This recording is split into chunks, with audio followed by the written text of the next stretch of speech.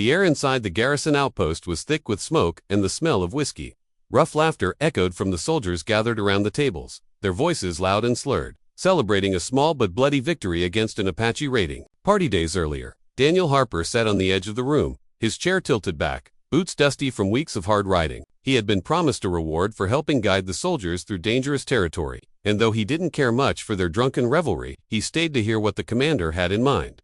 Colonel Briggs, a grizzled man with a gut that strained his uniform buttons, called Daniel forward. "Harper," he barked, slapping a fat hand against the table. "You've done us a service. Without you, we'd have lost half our men out in those cursed canyons. You deserve something special." Daniel rose slowly, suspicion already curling in his chest. He had heard men like Briggs use the word special before, and it rarely meant anything good.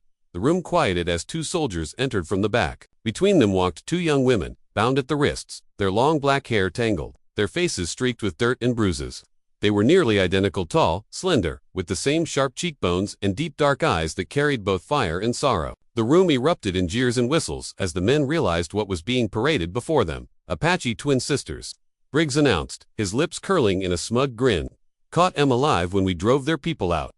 Pretty little things, aren't they? We figured you might like a pair of slaves to keep your nights warmer." The soldiers roared with laughter, banging mugs against the tables. The twins stood stiffly, their eyes darting from face to face, not pleading, not begging, only burning with the kind of hatred Daniel had seen in battlefields before. One of the sisters clenched her jaw so tightly it seemed she might shatter her own teeth, while the other trembled but refused to lower her head. Daniel's gut twisted. He had killed when forced to in the wars against native tribes, had seen brutality done on both sides, but this parading young women as trophies, treating them as if they were less than human, turned his stomach.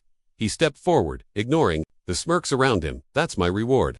Slaves." His voice was steady, though anger simmered underneath. Briggs leaned back in his chair, smirking. "Call it whatever you like. Property, companions, it don't matter. They're yours. Now, you've earned them. You can keep him, sell him, or," he winked, "break him in. No one will ask questions." The room chuckled darkly. Daniel's hands tightened into fists. He could feel the twins' eyes on him, watching, waiting. They had likely been handed from one captor to another since the day their village was attacked. No one had given them a choice in anything, and now, here he was, expected to continue the same cruelty. For a long moment, Daniel said nothing. Then he exhaled sharply and nodded. "Fine, I'll take them." Briggs slapped the table in satisfaction, and the men howled approval, assuming they knew what Daniel intended. But when Daniel stepped closer to the sisters, he didn't reach for their arms. Instead, he took the knife from his belt, flicked it open, and in one smooth motion cut the rope that bound their wrists. The room went dead silent. The frayed rope fell to the ground. The sisters looked down at their freed hands, disbelief flickering across their faces. Daniel turned back toward Briggs, his voice cold. "You gave them to me, didn't you?" "Said they're mine now." The colonel's grin faltered. "Well, yes, but then I'll do with them as I damn well please." Daniel cut in, sheathing his knife. "And I say they're free." The soldiers muttered angrily, some cursing under their breath, others shifting in their chairs, confused at what they'd just witnessed. Briggs' face darkened, but Daniel's steady glare made even the colonel hesitate. He turned then to the sisters. They were still frozen, staring at him as though unsure if this was some cruel trick. Daniel spoke low, just loud enough for them to hear. "You don't belong to me. You don't belong to anyone. You're free women. You hear me?" One sister blinked rapidly, her lips parting as if to speak, but no words came. The other gave the faintest nod, though her eyes still held suspicion. Daniel didn't blame them. Trust would take time, if it ever came at all. But as he walked them out of that smoky garrison, past the stunned faces of men who would never understand, he knew one thing for certain: their fate had just changed. And though he didn't know it yet, so had his. The morning after Daniel cut the ropes, the garrison was eager to be rid of him. Word had spread fast about what he'd done, and though no one dared openly challenge him, the air had been thick with resentment. Soldiers muttered as he passed, calling him a fool under their breath. Some spat in the dirt at his boots, but Daniel had no desire to stay among them. He gathered supplies: flour, jerky, a fresh waterskin, and saddled his horse. The two sisters, Ayoka and Ihayani, had been given no horse of their own. Daniel could see the bruises on their ankles, where shackles had recently rubbed raw. He stood a few paces away, giving them space. "I've only got one mount," he said gruffly, "but you can ride with me, or we can walk. Your choice." They exchanged glances, speaking in quick, hushed tones in their own language. Then, without a word to him, they climbed onto the horse behind his saddle, their movements wary and stiff. He felt the hesitation in their touch as Ayoka, the bolder of the two, rested one hand lightly against his shoulder for balance. They rode out at dawn. the sun spilling red light over the flat horizon. Behind them, the outpost shrank to nothing, swallowed by the endless sweep of desert and scrubland. Ahead lay open country, a mix of dry arroyos, scattered mesquite, and the distant rise of blue-gray mountains. The ride was long and silent. Daniel wasn't surprised. After what they had endured, words were likely the last thing they trusted. Every few miles, he glanced back, not directly at them, but enough to notice how tense their shoulders remained, how their eyes flickered constantly. To the edges of the trail, as though expecting ambush. At midday, he stopped by a narrow stream, where the water trickled clear over smooth stones. Sliding from the saddle, he gave them room to climb down. They moved slowly, their legs stiff from fear as much as from the ride. Daniel unslung the waterskin, filled it fresh, and then laid strips of jerky on a flat rock. He stepped back. "Eat, if you want. I won't touch it until you've had your share." For a long while, they simply stared. Suspicion was etched deep into their faces. Finally, Ahayani, the gentler one, with eyes softer than her sister's, took a small piece and sniffed it. She broke it in two, offering half to Ayo. Only after her sister chewed carefully did she eat the rest. Daniel sat on the opposite side of the stream, letting the horse graze. He chewed slowly on his own jerky, keeping his hands where they could see. It was awkward, maybe, but he wanted them to know he wasn't going to force anything. As they prepared to mount again, Ayoka hesitated. She looked at him sharply, her chin lifting. "Why?" she asked in broken English, her voice raw from disuse. Daniel turned, surprised she'd spoken at all. "Why? What?" Her eyes narrowed. "Why? No chain, no rope." For a moment, Daniel simply studied her. The bruises on her wrists were still red. He sighed. "Because I don't keep prisoners. Not anymore, not ever again." Her brow furrowed, clearly unsatisfied with the answer, but she said nothing more. She climbed back on the horse, pulling her sister close behind her. By evening, they reached the foothills, where the land grew greener and the shadows stretched long. Daniel decided to camp beneath a stand of cottonwoods near a shallow creek. He built a fire carefully, slow and deliberate, showing them each motion the gathering of wood, the striking of flint, so they wouldn't mistake his sudden movements as threats. When the flames crackled, he left the food near the fire and retreated a few paces, lying back against his saddle.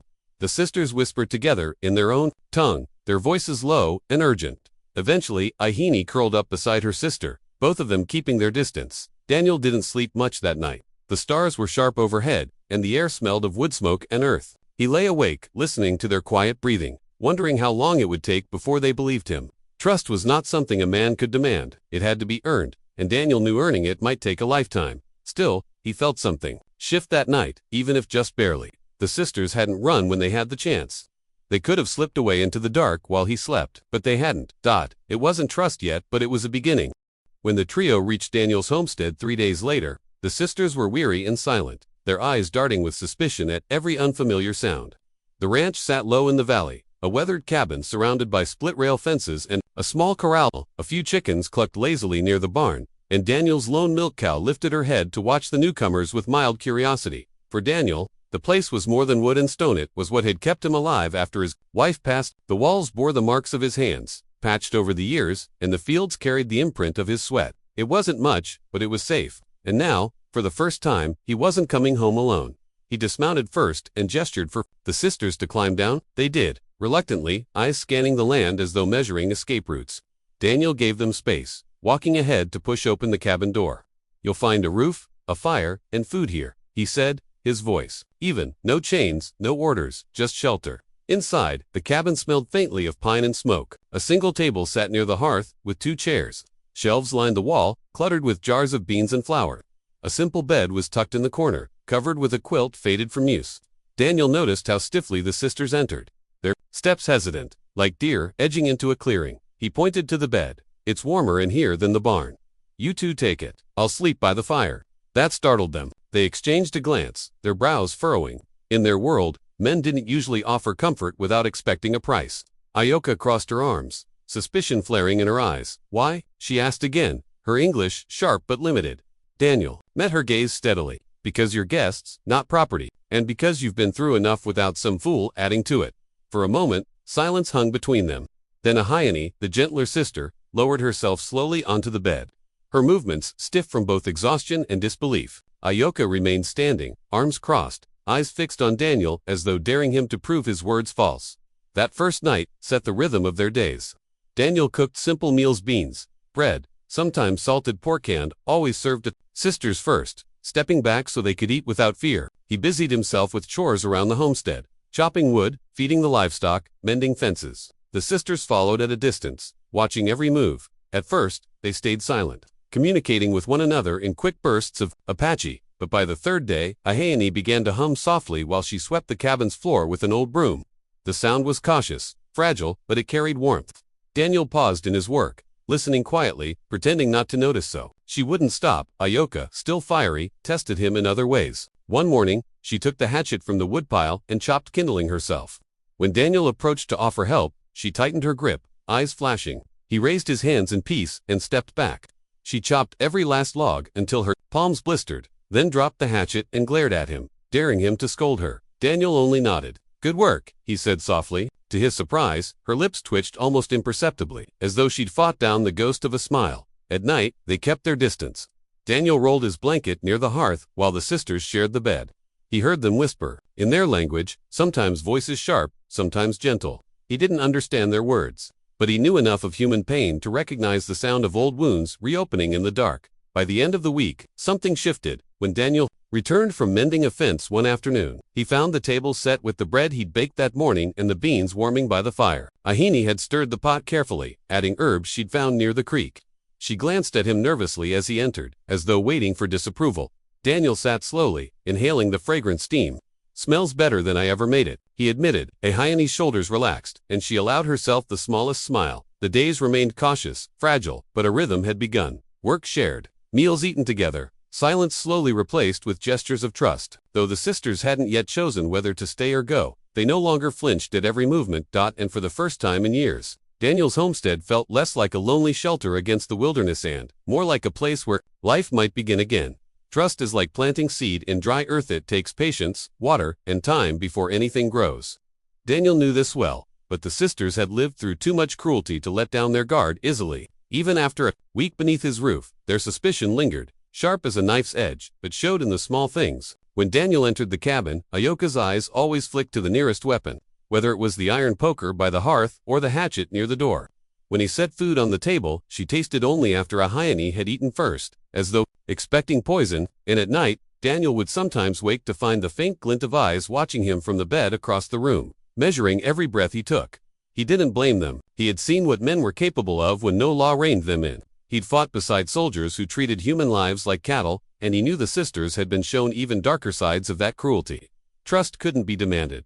It had to be earned in the quiet moments. One evening, as rain tapped gently on the roof, Daniel stirred a pot of stew over the fire. The rich scent of venison and onions filled the cabin. "It'll be ready soon," he said without looking back. Ayoka's voice cut through the crackle of flames. "Why?" Daniel turned slightly, meeting her sharp gaze. She stood with her arms folded, her long black hair falling loose over her shoulders. Ahayani sat nearby, her hands folded nervously in her lap. "Why, what?" Daniel asked. Her eyes narrowed. "Why no lock? Why no chain?" She gestured toward the door, her words halting but clear. Daniel sighed. He'd known the question would come again. Setting the spoon down, he faced her fully. "Because I'm not here to keep you. You're free. If you want to leave, the door's open. You'll get no rope from me." For a long moment, silence hung heavy. Ayoka's face gave away a little, but her jaw tightened as though she didn't believe him. Ahani's eyes softened, as if she wanted to. Daniel added, quieter, "The world's cruel enough without me adding to it." That night, when he rolled out his blanket by the fire, Ayoka's voice broke the silence again. "You sleep floor." Daniel glanced at her, confused. "That's right," she frowned. "Why?" "Because the bed's yours." Her suspicion only deepened at his simple answer. But Ahayani tugged gently on her sister's arm, whispering something in Apache. Ayoka turned away without another word, but Daniel noticed the fire in her eyes dim just slightly. The next test came 2 mornings later. Daniel had gone out to fetch water from the creek, leaving his rifle propped by the door. When he returned, the rifle was gone. Panic rose in his chest, but he forced himself to stay calm. Inside the cabin, Ayoka stood with the weapon clutched in her hands, the barrel pointing slightly downward, not at him but not far from it either. Daniel froze in the doorway. Ahayani stood behind her sister, wringing her hands. "You could shoot me if you wanted," Daniel said evenly, his eyes on Ayoka. "Plenty would think I deserve it, just for being who I am." Ayoka's lips pressed into a thin line. Her hands trembled slightly on the stock. She looked at him for a long, tense moment, measuring him again, like she had since the day they met. Finally, with a sharp exhale, she lowered the rifle and shoved it back into his arms. "Stupid," she muttered, her accent thick, before turning away. Daniel held the rifle loosely, watching her shoulders rise and fall. He didn't feel anger, only understanding. Trust wasn't built in a day. It was tested, again and again, in the crucible of fear. That night, when the fire burned low, Daniel noticed something different. The sisters slept without whispering. In their tongue, no glint of wary eyes tracked his movements. For the first time, exhaustion had carried them into unguarded sleep. It wasn't trust yet, not fully, but a wall had cracked, and Daniel knew walls, once cracked, never stood the same again. The days began to settle into a rhythm. What had started as silence broken only by the scrape of spoons or the crack of firewood slowly grew into something resembling life. The sisters, once shadows in the cabin, now began to move with more ease, their footsteps lighter, their gazes less guarded. That started with small exchanges. One afternoon, Daniel was mending a fence when he noticed a hyena watching from a distance. She stood with a basket in her arms, filled with wild herbs she had gathered from the creekside. When Daniel finished hammering the last post, she approached and knelt beside him, showing him the plants. "Good," she said, in her soft, careful English. She pressed the leaves into his hand. Cut 4. She touched her own arm, mimicking a scrape. Daniel studied the herbs. "Medicine," a hyena nodded, her eyes lighting faintly. For the first time since he had met her, Daniel saw something other than fear. He saw pride. He gave her a small smile. "I could use someone who knows more than I do about healing. I usually just curse and wrap it with cloth." She laughed quietly at that, a sound like wind rustling through dry grass. Ayoka, watching from a distance, folded her arms and scowled, though her sister's joy softened the edge of her glare. That evening, a hyena brewed the herbs into a tea, offering Daniel a steaming cup. He sipped cautiously. The flavor was bitter but not unpleasant. "Not bad," he said, raising the cup in thanks. A hyena's cheeks warmed with color, though she quickly looked down. Ayoka, meanwhile, chose different ways to speak. Her language was action, sharp and fiery. When Daniel went out to chop wood, she grabbed the hatchet before he could and split the logs herself. When he brought in water, she insisted on carrying the buckets, even though the weight bent her frame.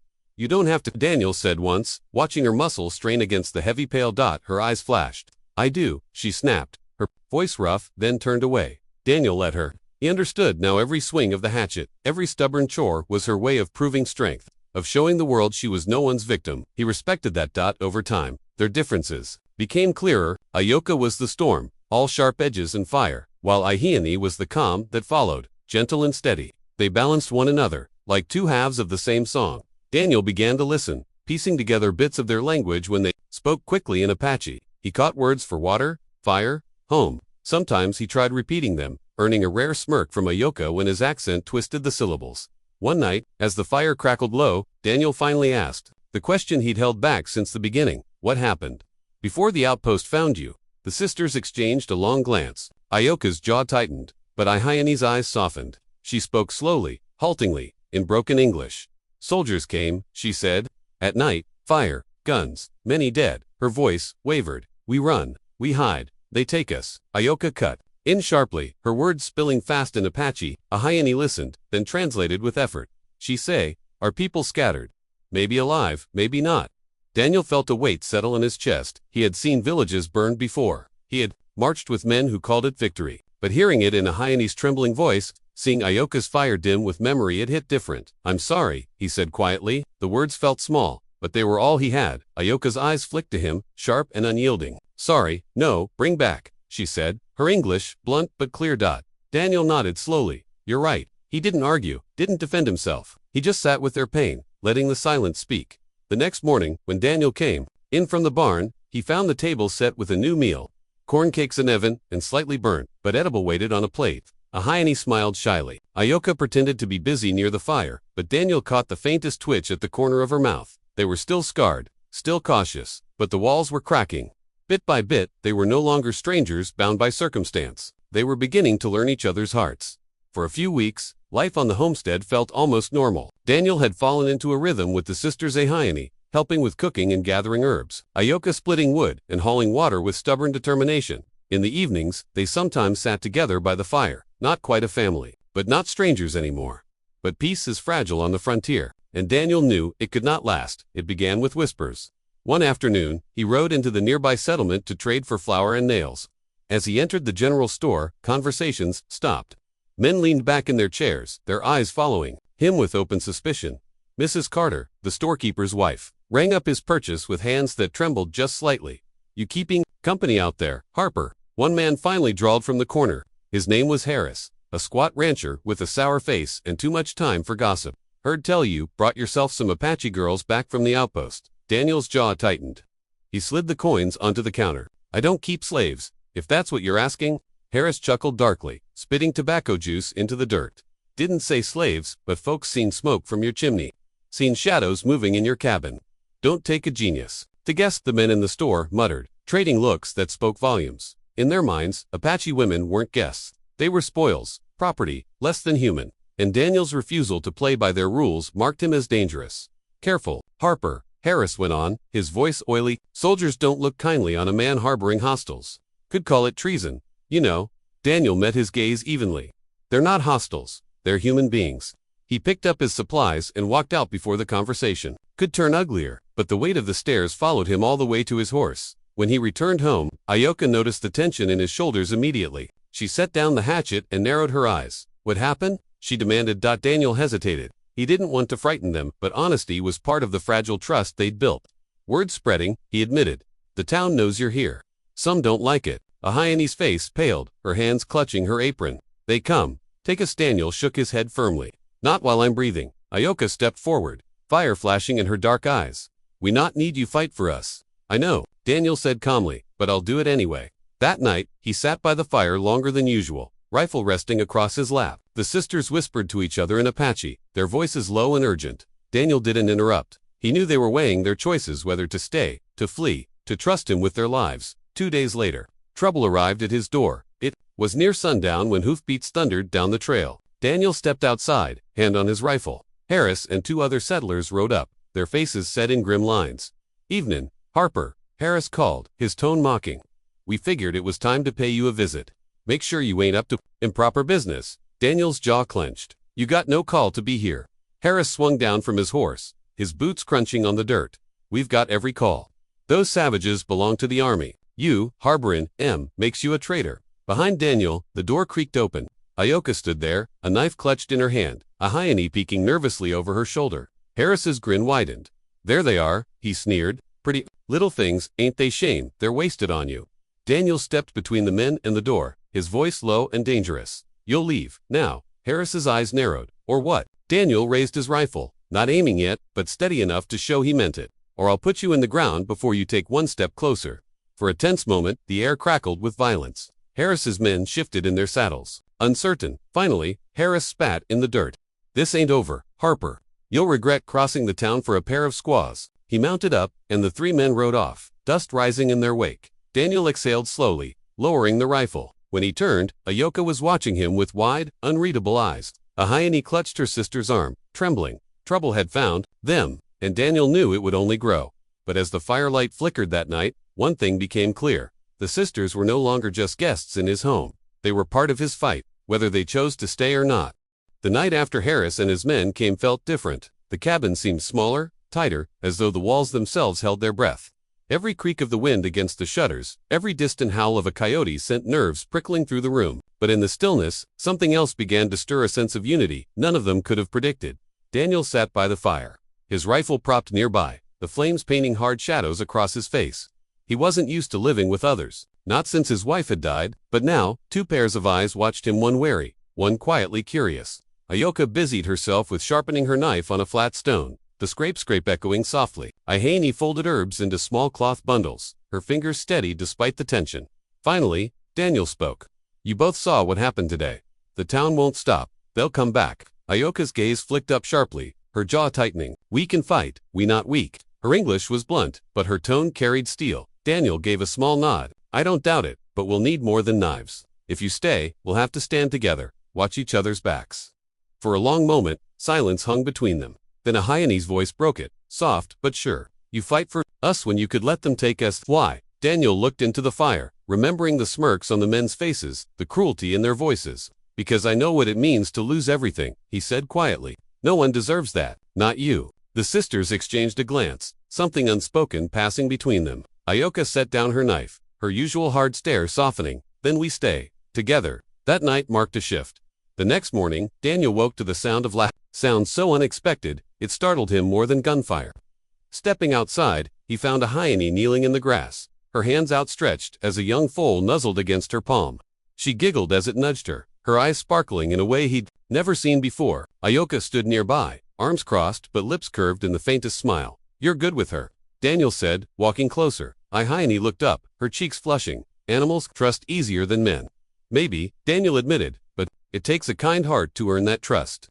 For once, Hyena didn't look away. She held his gaze, and in her eyes, he saw gratitude mixed with something deeper, something fragile and dangerous. As the days passed, the rhythm of their lives grew stronger. Daniel taught the sisters how to use his old Winchester rifle. At first, Ioka scoffed at the idea, but when she fired her first shot and hit a tin can clean off the fence post, her grin lit up her whole face. "You see," Daniel chuckled, "deadly aim. Remind me not to argue with you." Ioka smirked, "You already know." Meanwhile, Hyena found her place in the quieter tasks tending the small garden, drying herbs, stitching worn clothes. But every so often, Daniel caught her humming softly, the melody haunting and beautiful, carrying the weight of an old world she hadn't left behind.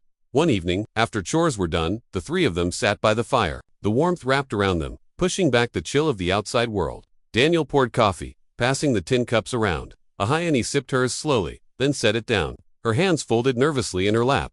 "You save us," she said softly, her English halting but clear. "But we save you too." "Yes." Daniel frowned slightly. "What do you mean?" Ioka leaned forward, her eyes burning into him. "You were alone, dead inside." Her words were blunt, but not cruel. "Now you fight again. Live again. Because of us." The truth of it struck Daniel harder than any bullet could. He had been living in silence for years, drifting through his days without purpose. But since the sisters came, his world had color again, dangerous, yes, but alive. He let out a slow breath, nodding. "You're right," he admitted. "I thought I was protecting you, but maybe you're saving me too."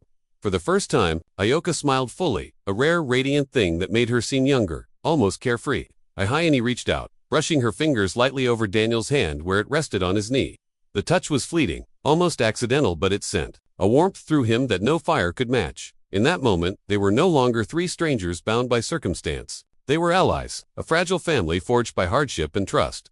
And though the shadows of the town still loomed over them, Daniel knew one thing with absolute certainty. Whatever came next, they would face it together. The days after their fragile bond was forged brought both peace and unease. On the ranch, life felt fuller, almost like a family carving out their place in the wilderness. Daniel could feel the warmth of it each morning when Hyena greeted him with her gentle smile, or when Ioka sparred with him over fence mending, her fiery temper oddly comforting. But beyond the boundary of his land, danger simmered like storm clouds on the horizon. The settlers hadn't forgotten. One evening, Daniel returned from riding the perimeter of his land to find Hyena stirring a pot of stew, while Ioka sat cross-legged on the floor, carving patterns into a piece of wood. It was such a simple sight, yet it gripped him with a fierce sense of belonging. He dismounted slowly, soaking it in, but the serenity was shattered when he spotted smoke trails rising in the distance too close to his land. He pushed through the door. "We've got trouble," he said grimly. The sisters froze. Reading the weight in his tone, Ioka immediately reached for the rifle Daniel had been teaching her to use, while Hyena's hands trembled against the ladle. "Soldiers," Ioka demanded. "Settlers," Daniel replied, setting down his gear, "and probably some lawmen with them. Harris won't let this go." That night, the three of them stayed awake, listening for hoofbeats. Daniel paced near the window, rifle in hand. Ioka stood guard with her knife and the rifle she had claimed as her own, her sharp eyes never straying far from the door. Hyena sat close to the fire, her hands clasped, whispering prayers in Apache words Daniel didn't understand, but felt in his bones. Morning came, gray and heavy, and with it, the sound of horses. Daniel stepped outside, squinting against the early light. Harris had returned, this time with 5 men at his back. One wore the badge of a deputy, his jaw set hard with authority. "Harper," Harris called, his voice carrying triumph. "We gave you your chance. You didn't listen. Now we're talking those savages off your hands."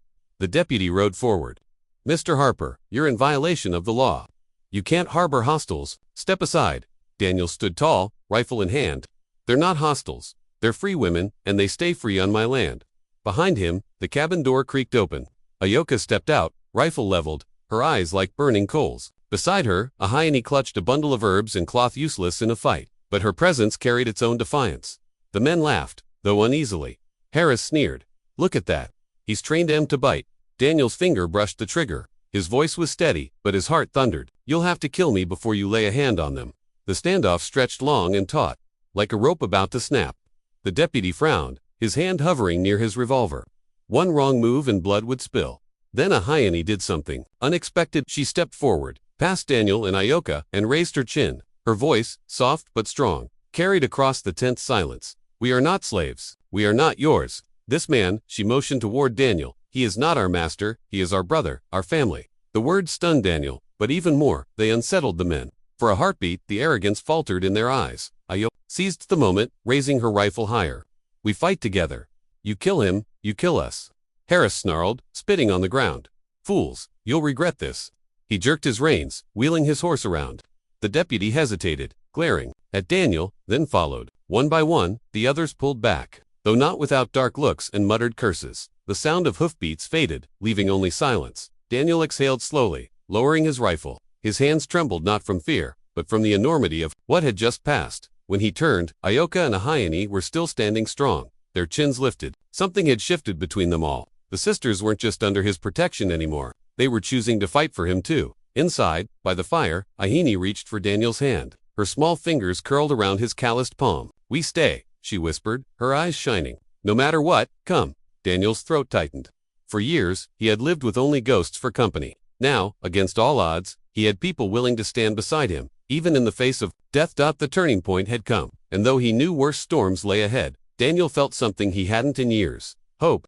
For a few blessed days after the standoff, the ranch was quiet. The settlers had pulled back, and though Daniel kept his rifle close and his eyes sharper than ever, no one came riding down the trail. Ayoka carried herself with the fierce pride of a warrior, shoulders squared and knife always within reach, while Ahayani hummed softly as she worked, as though her prayers had bought them peace. But deep down, Daniel knew it couldn't last. Men like Harris didn't forget humiliation. The tension returned one evening when Daniel rode to town for supplies. As he tied his horse outside the general store, conversations inside hushed. He pushed open the door, and every pair of eyes turned to him. Harris sat at the back table with two men, grinning like a wolf. Well, Harris drawled, standing slowly. "If it ain't Harper, playin' house with his squaws." The word burned hotter than fire in Daniel's chest. He set his jaw. "You got business with me, Harris?" The man smirked. "Not me, but the law's got plenty. Deputies drawn up papers, sayin' you're harborin' hostiles. That makes you guilty of aiding the enemy. You know what the punishment for that is?"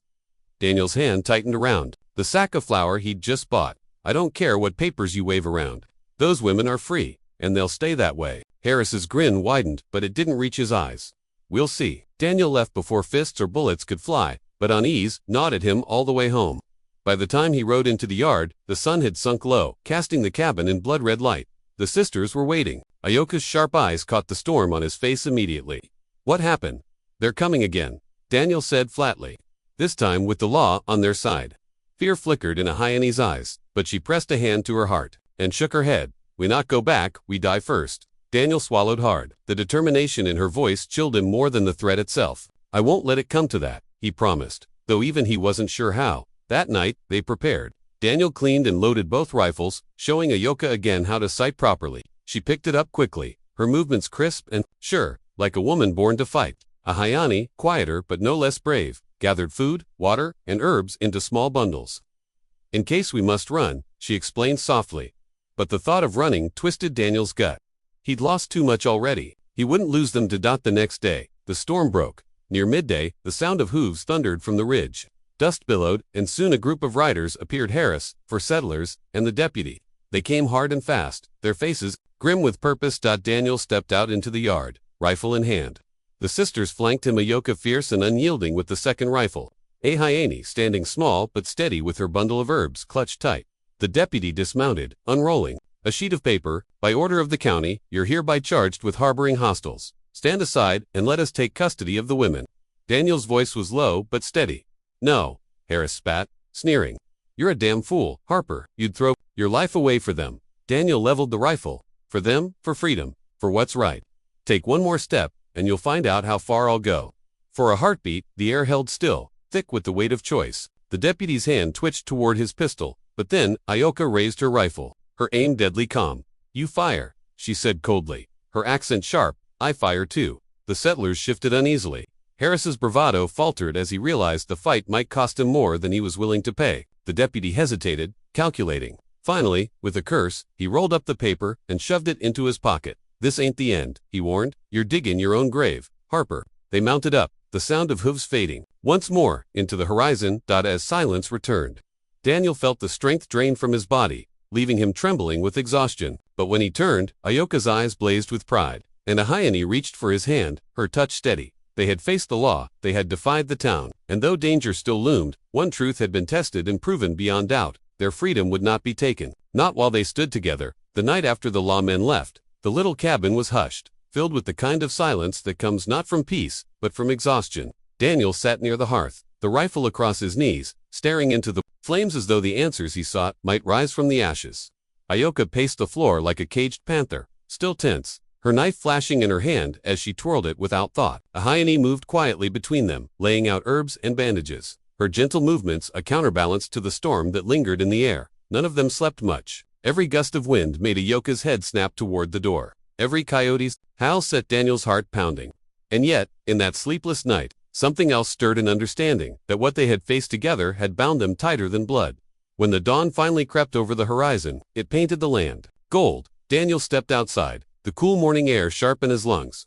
For the first time in years, he didn't feel alone. The sisters joined him, Ahayane clutching a shawl around her shoulders, Ioka standing tall with her chin lifted. "This fight," Daniel began, his voice rough, "it isn't over. Harris will come back, maybe with more men, maybe with soldiers, but whatever comes, I won't abandon you." Ioka crossed her arms, her eyes dark but steady. "We not ask you fight for us, but you do." Why? Daniel's gaze softened. He looked at her, then at Ahayane, whose wide, gentle eyes searched his face as though she already knew the answer. "Because you're more than what they say you are. You're strong, you're free, and maybe." His voice caught, surprising even himself. "Maybe you've given me back my life." Ahayane's lips parted, her eyes glistening. She stepped closer, slipping her small hand into his rough, calloused one. "Then we give life back to you. Family." The word struck him with a force greater than any bullet. For so long, Daniel had lived with only shadows of memory, the wife he'd buried, the silence of an empty homestead. Now, against every odds, against the hatred of the world outside, he had family again. From that morning on, the ranch changed. Daniel built a second cabin beside his own, his hands working steady and strong, though his heart often raced at the thought of what it symbolized. Ioka, fiery and stubborn, refused to be idle. She hauled lumber and hammered nails, matching him blow for blow, her laughter sharp and defiant when he told her she'd swing a hammer better than most men. Ahayane, with her quiet grace, turned the land into something alive again. She planted herbs and flowers near the porch, singing soft Apache songs as she worked, her voice weaving through the air like a promise that beauty could bloom. Even after suffering, evenings became their sanctuary. The three would gather around the fire, sharing food, stories, and sometimes, silence. It was in those silences that Daniel realized how much he'd changed. Where once loneliness had knotted him like a wound, now warmth filled the spaces inside him. But shadows lingered still. Riders sometimes passed on the ridge, watching. Smoke from other ranches drifted closer than he liked. Daniel never let his guard down fully, but instead of fear, he carried resolve. He wasn't protecting just himself anymore, he was protecting them. One night, as the fire crackled low, Ioka broke the quiet. "We not slaves, we not prisoners, we choose to stay." She looked him square in the eye, her words sharp but her voice softer than he'd ever heard. "You give us freedom, we give you strength." Ahayane nodded, her hand slipping once more into Daniel's. "And love." Daniel's throat tightened, and for a long moment, he couldn't speak. When he finally did, his words were simple, but they carried all the weight of his soul. "Then whatever comes, we face it together." The sisters smiled. Ioka fierce, Ahayane tender, and in that firelit moment, the future stretched out before them. Hard, dangerous, uncertain. But theirs.